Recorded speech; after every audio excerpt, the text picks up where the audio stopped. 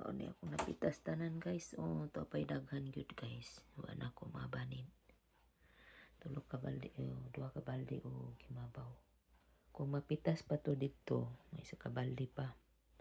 Ito kamayra ko na putas ani gikaon og langgam. Gikaon og ibon. Ito, gagawin ko na naman to ng juice. Ayan. Wala pa. Ang dami pang pipitasin dun sa baba. Ang sakit ng kamay ko. Ang daming tingig. Ayan guys. Thanks for watching. Ang akong sticky bars. Berries. Goose berries man akong gisearch ba. Unsa daw sa English. Goose berries man siya. Ayan guys, magawa na naman ako. Busy na naman ako sa kusina. Ayan, dami pa doon guys. Hindi pa na pitas lahat.